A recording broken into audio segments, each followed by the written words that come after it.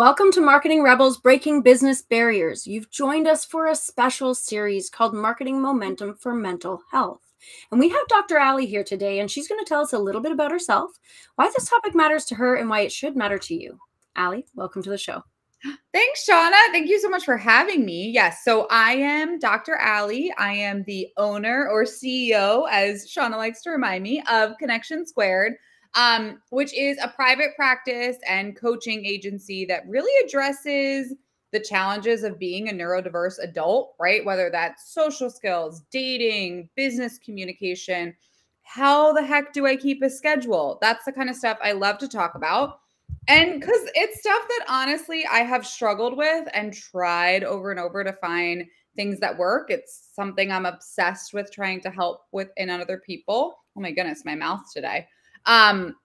And so that is why I am so excited about this conversation, because I just think, how can mental health not be a part of marketing? Like, I think as a therapist, my feed is always everything around like ways to improve yourself and things that are wrong with you and all this stuff. And I just can see how that could feel so overwhelming to people.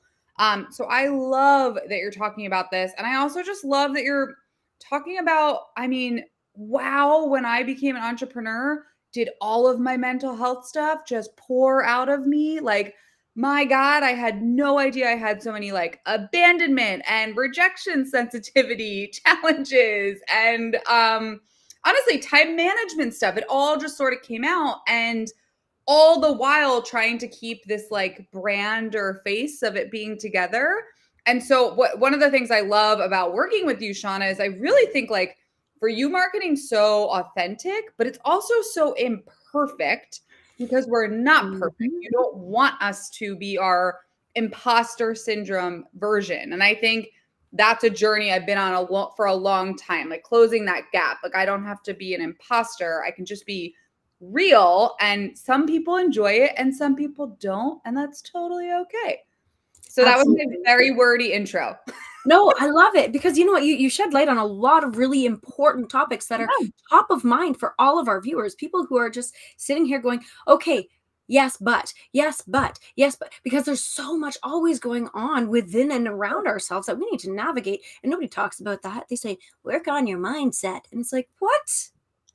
Oh, for sure. If your mindset's probably garbage, if underneath is all this untouched like trauma and challenge, it's hard to have a positive mindset if everything underneath you is bubbling up.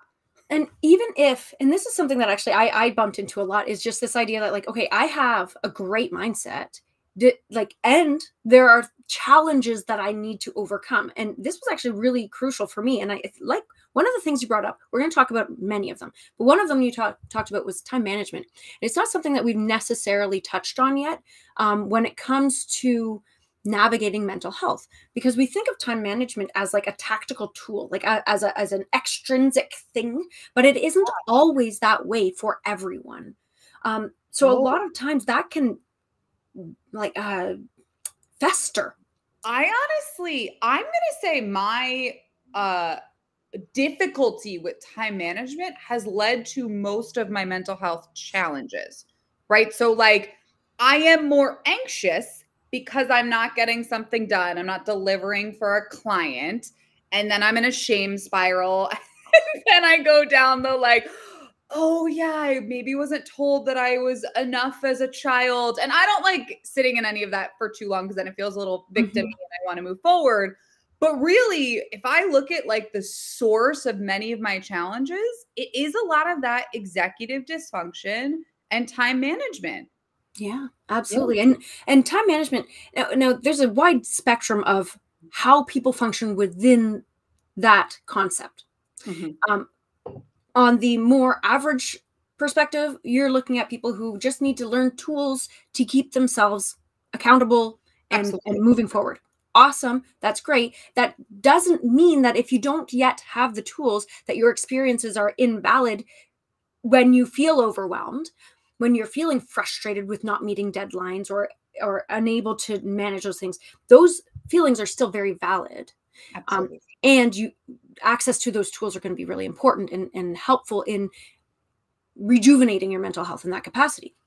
But for other people, I know your journey with ADHD and my recent journey with ADHD is such that time blindness exists. It is Oh real. my goodness, it does. Yes. So no amount of alarms, because the alarm will go off, and for like a week or two, it's like, yes, I've solved my problem, but then you ignore it because you don't consciously. So there's a whole other aspect that goes along with this. I recently saw a reel where the couple has this conversation. It's my favorite reel. I reference it to myself all the time because it's so helpful. The couple's having a conversation about, you only have 5 minutes to get out the door. I don't know why you think you can take a shower. And she's like, well, it's just 5 minutes. He goes, that's 300 seconds. She goes, oh, hold on. Wait. No, it's not. And he goes, yes, it is. 5 minutes is just 300 seconds. She goes, well, see, if you told me I had 300 seconds, I'd grab my keys and get out the door. I know. It's, one of the things that's helped me a lot with this, I used to do this all the time. I'd get a workout in and then I'd be like, oh, I don't want to be like dirty on camera. Whereas I'd be way better off just putting in dry shampoo and leaning in. But no. I would try to take the shower. You can't take a 10-minute shower and then also try to look presentable to be on Zoom in 10 minutes. It's impossible. So I literally have this little notebook that I call like Allie's finds or like Allie's thoughts, which is literally like, Allie, you cannot shower before this client. Stop trying. Or Allie, you cannot do 10 things before you get on an airplane. Stop trying. Because I would make this mistake over and over and over and over. And I had to really like take a step back and be like, you're right. There was no alarm that was going to fix that. This was like a mental thing I had to work through. Yeah. And that exists across the board because we all have these ideas of, oh, well, that's doable or I can do that. And a lot of times what I'm seeing is, as a function of potentially poor time and project management, we wind up biting off more than we can chew. Yes. And Shauna, I don't know I think you relate to this, but a lot of the neurodivergent women that I work with relate to this, is we are chronic overachievers to begin with. We get a lot of a worth and achievement for sure, right?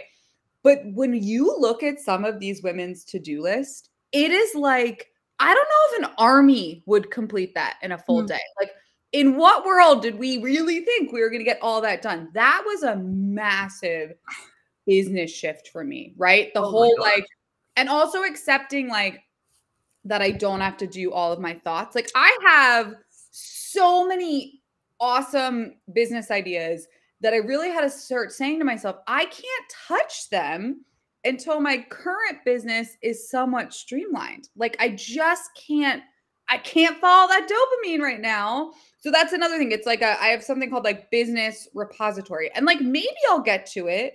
Maybe I won't, but at least it's out of my brain. And I'm not, obviously creating a new business is way more fun than super bills for my clients. Yeah.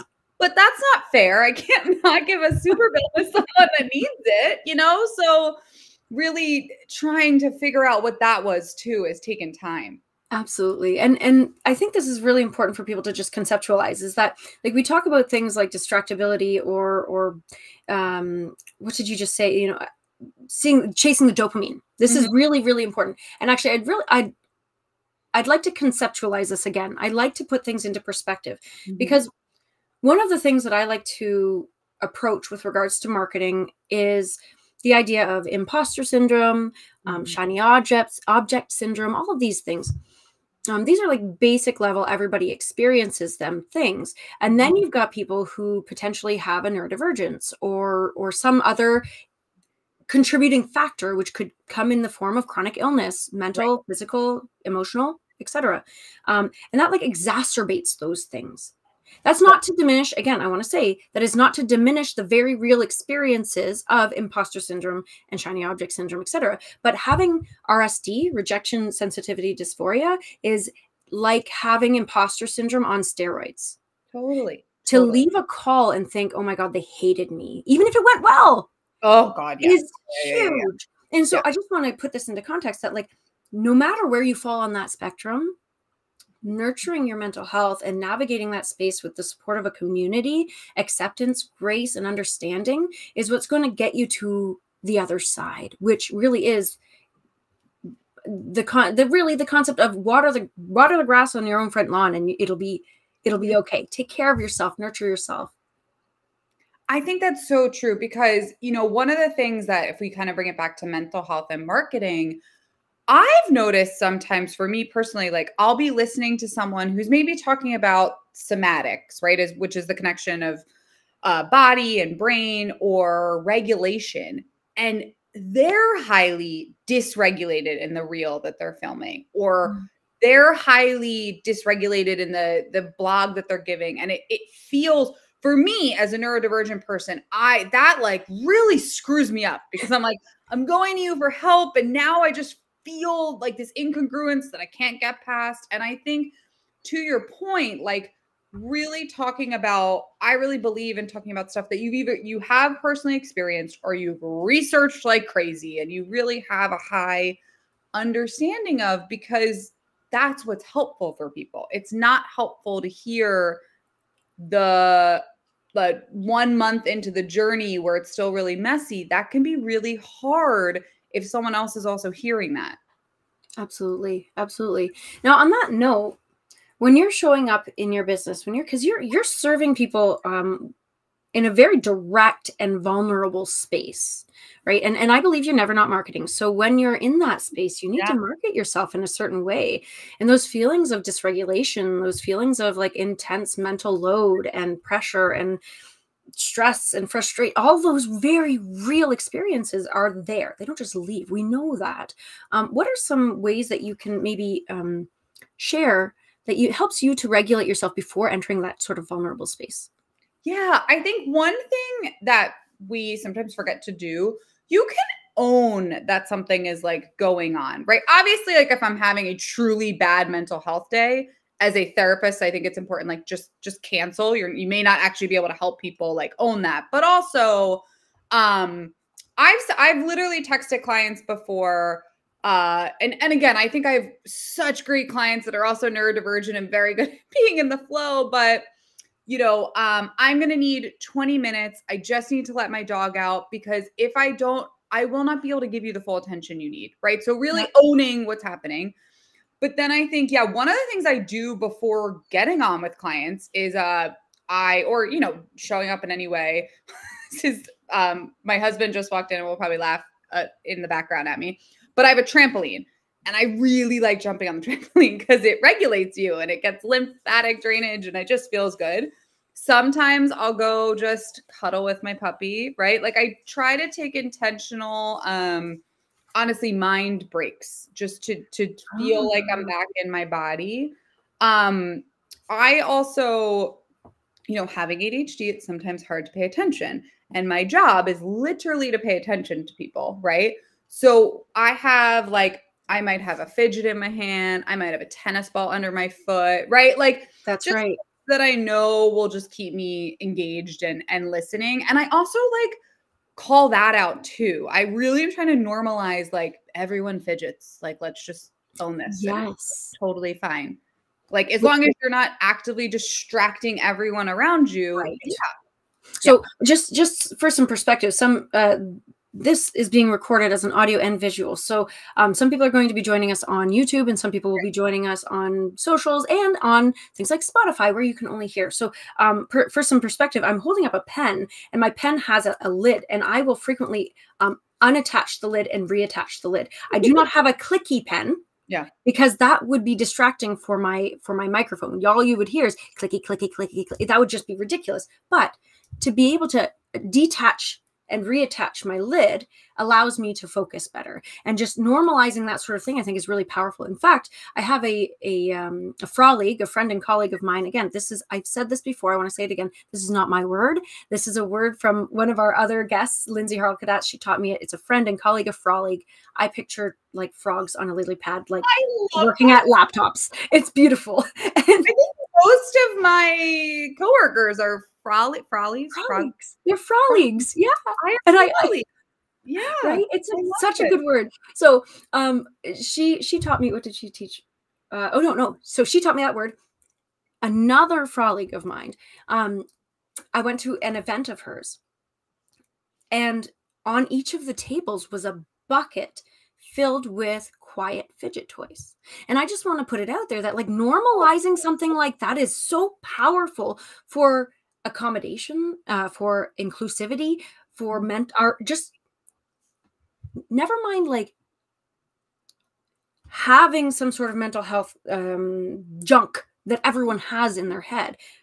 The feeling that it's okay to do that solves like, I don't know this so many percentages of our problems in the first place. About the comfort it gives people to realize like, wow, I can just be a little bit more me. Like there's really something so powerful about that. I mean, therapy is already supposed to be a place that you shouldn't be judged, obviously. But I mean, like other areas in life, having a fidget basket or, you know, I think it's just so powerful also to like own, like, I also think this is a really big one. If a client brings something up and I don't know it, before I think I would have been like, yeah, like I wouldn't want to admit, but now I'm just Fake like, it till you make it type of situation. Sure. But like now I'm so much more like, you know, I've heard that concept. I know that it's a more popular term in the UK. I don't know a ton about it.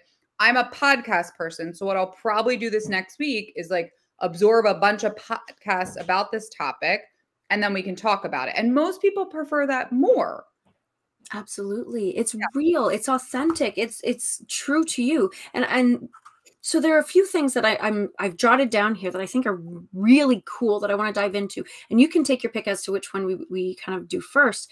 One of them is when you said about your appointments, if you're really having a rough day or if you're really in your feels or whatever that experience is for you, to just cancel. That concept, what I titled that was permission to not. Yeah, permission That's to not. huge. So that's the first thing that I'm thinking of. The next thing is the idea of intentional mind breaks. I'd really like to touch into that again, because I think that for you is really important because you're very holistic in the way you approach things. And that mind-body connection is vital to literally our survival.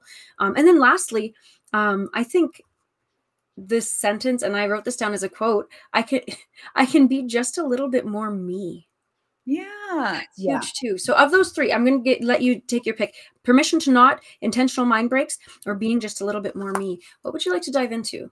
So I think the permission to not is really about how you're going to set up your environment and practice, right? So everyone does things differently. I have a no-show policy in the fact of like, if I'm sitting there for you, you don't come on for like 30 minutes, I'm going to charge you, barring like some crazy emergency. Right. But I don't have, and other people do, a 48-hour or 24-hour consultation policy because I really do believe that neurodivergent people, your energy levels flow differently. And so I try to give that respect to my client so they also will give back to me. And just so everyone, I just want to say, if I ever don't, I offer reschedules. If I'm ever like, I cannot, I do always offer a reschedule. I also have been trying to track that a little bit more, right? So like I typically want a mental health day at the end of every quarter. So like in March, I tend to really need one. And then in June. So I'm also really toying with creating a practice where I'm off maybe like the last week of March, last week of June, it's already in there and it's off. So then I'm not rescheduling on a bunch of people. So that's actually, just to let you know, if you want to do some additional reading, and for everyone who's watching and listening, that's actually a really important component of the 12-week year.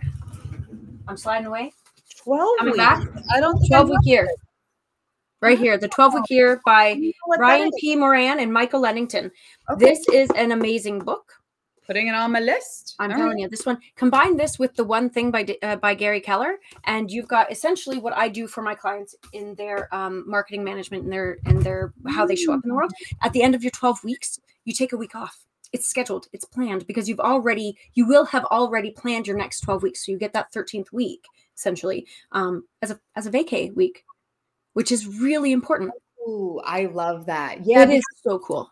That is one thing I personally, and I think other business owners can relate to this, is I think I do a good job of taking care of my own mental health because I feel it's so important. First of all, it's like what I value and live by and made a career in, and to show up for my clients. But I think one thing that I don't address enough, which still hangs out in the mental health category, is protecting my ability to have time for creativity, have more time for play and just joy, right? And that does also make you a better business owner, clinician, a better brand that you're marketing, right? And so that week really could be more of that. You know, I'm pretty crazy, to be honest, about getting in a morning walk so I can show up well. But even as we're talking, I'm like, I kind of want to shift my mindset to like, maybe I'm taking like 2 or 3 walks because they bring me joy, not just so I show up as a good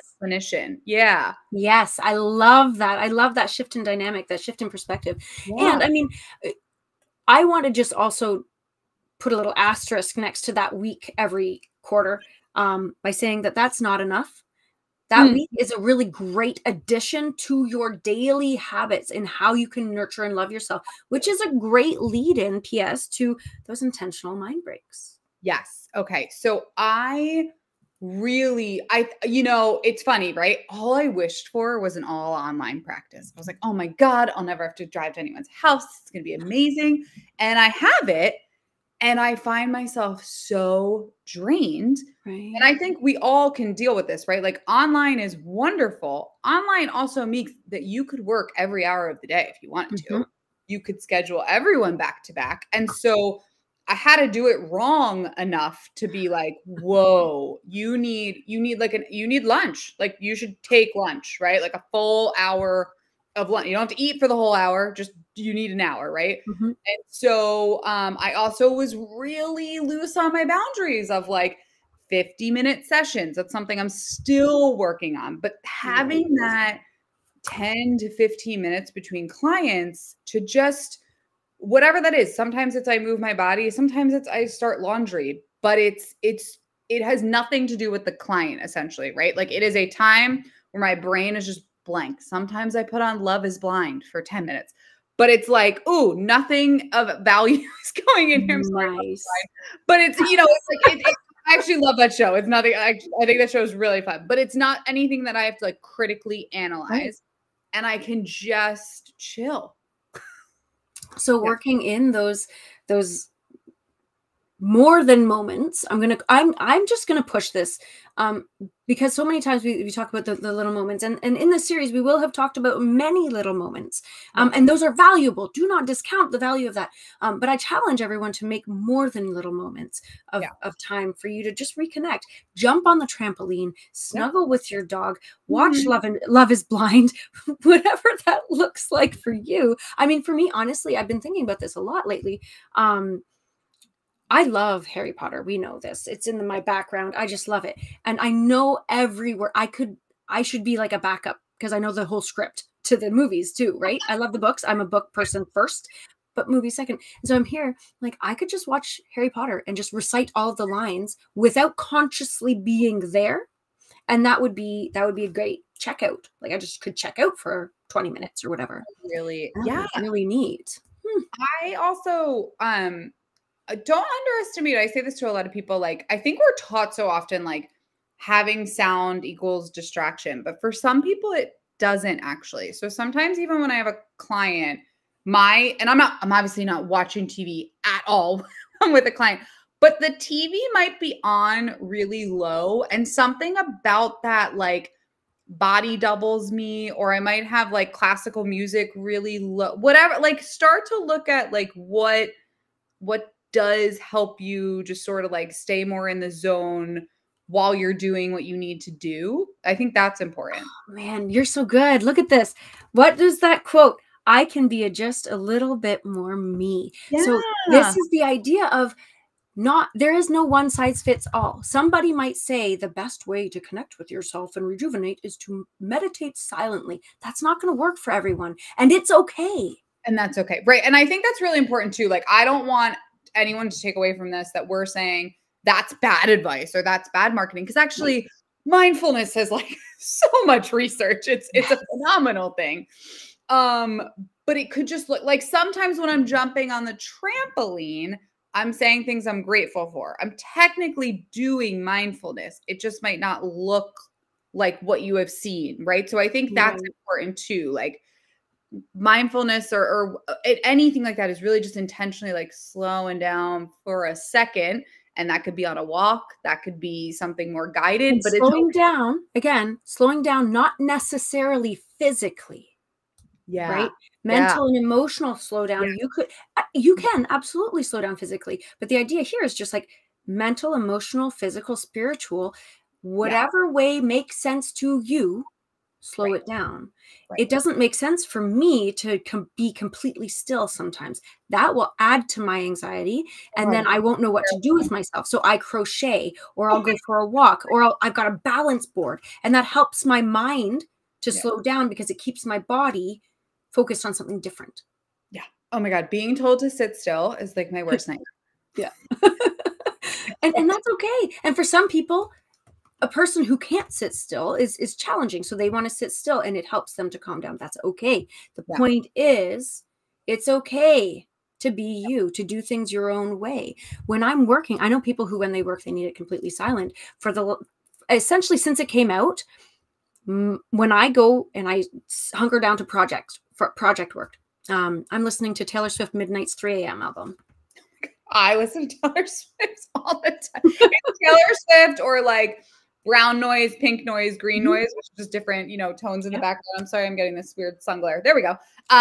Or I agree. Some of that just really calms me. And Shauna, I just had another thought when we were talking about also like when you're thinking about marketing and being marketed to, you're allowed to say that strategy won't work for me, right? So like a lot of times with ADHD, you tend to get thrown a lot of planners because everyone knows you have poor time management. I'm using quotation marks. I have a collection.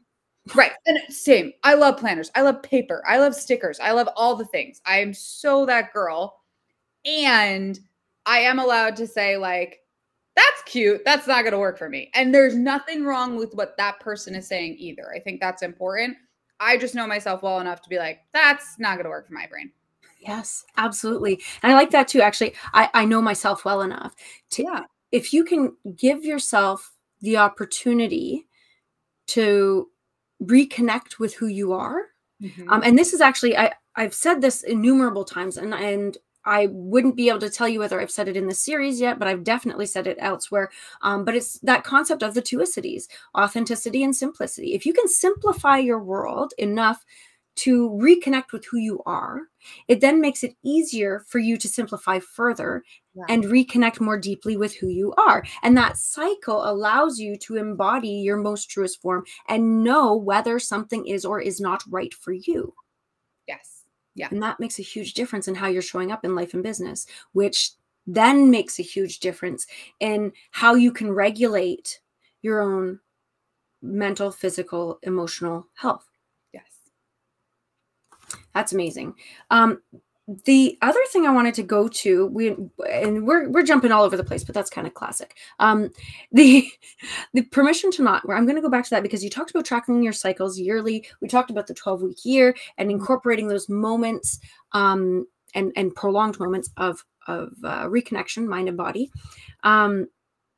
We also have talked in the past about tracking cycles as women.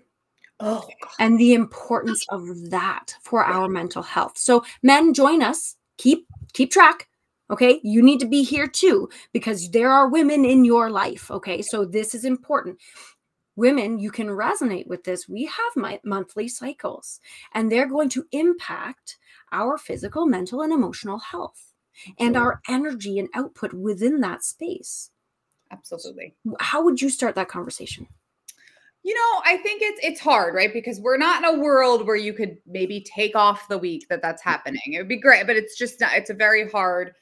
I think, one thing with starting to really track and understand my own cycle was a lot of forgiveness, right? Like I would have days where I would just be like, oh God, I hate everything. I hate everyone. And then I would get my period 2 days later. And it's like, oh, okay, well, that's why. That tracks. But for 3 days when that was happening, Yeah. I would like spiral. Like maybe maybe I shouldn't be a therapist. Maybe I'm not even that nice of a person. Like I mean, really crazy stuff. Yeah.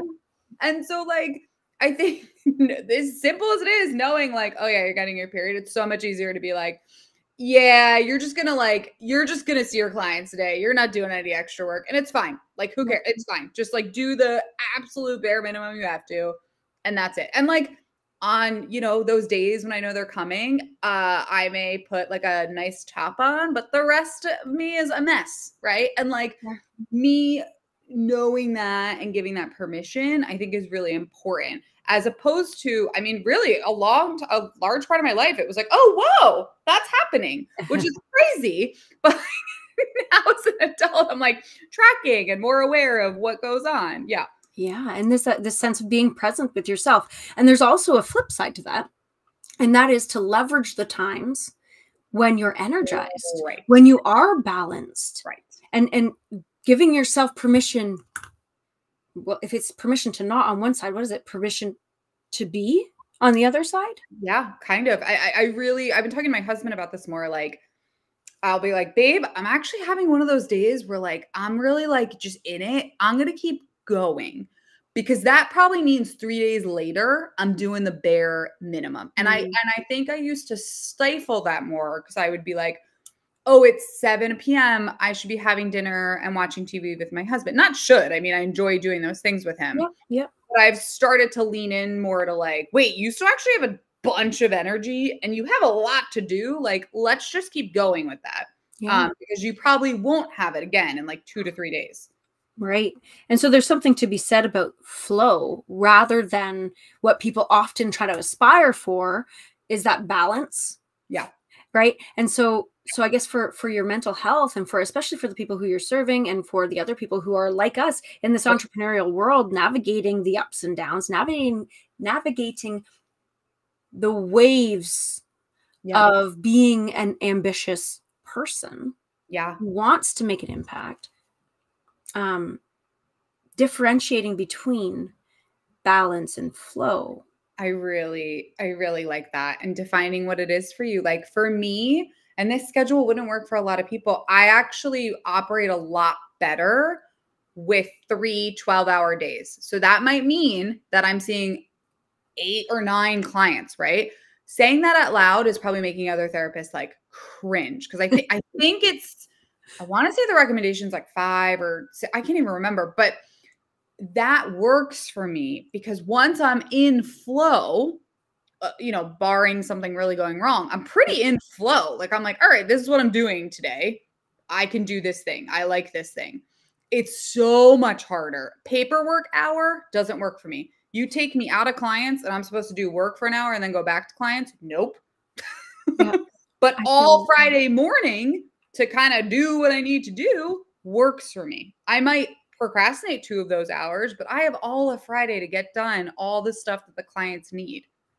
That's amazing. And I think the summary really of some of these circumstances is that in order to nurture your own mental health, regardless of what's going on within and around yourself, it's important to stay in tune with what works for you.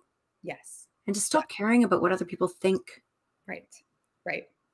That's huge. Now, Ali, I want to ask you then, I mean, that's pretty summative as it is, but do you have any extra thoughts that you wanted to share with the audience that might take them to a new realization that we haven't yet covered today?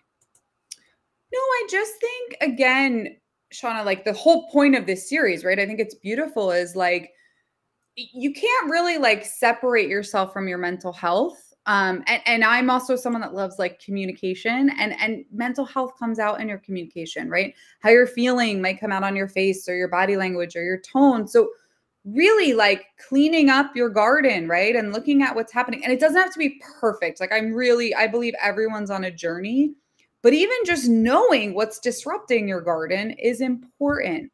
If you don't know why you're having large reactions to some things, you're not going to be able to try to find strategies. So really looking at that's important. And yeah, that's kind of my summative thought. I love that. And now I was taking notes constantly while Ali was talking. So I'm going to take a minute to let you guys all know that if you want to talk to Dr. Ali, go to LinkedIn, search her name. You're going to find her there. She's amazing, and you definitely want to connect. That said, the idea that it doesn't have to be perfect. In fact, perfection doesn't exist. So there you go. You have it. Step into it. Get messy. Do the Miss Frizzle thing. Get messy. Make mistakes. Oh, Miss Frizzle. Right? Yes. That's right. I love her. So with that, I want to invite you all to not only connect with Ali, but also like, subscribe, comment, follow, do all the things that you want to do to spread this word, because you are a part of this conversation, and an important one. As we keep raising our voices about this topic, we can start making massive impacts in the world around us and making inclusive spaces where we can feel seen, heard, and understood. And that is extremely important for all of us, every one of us. With that, I'll join you in the next conversation because there's more to come. We'll chat soon.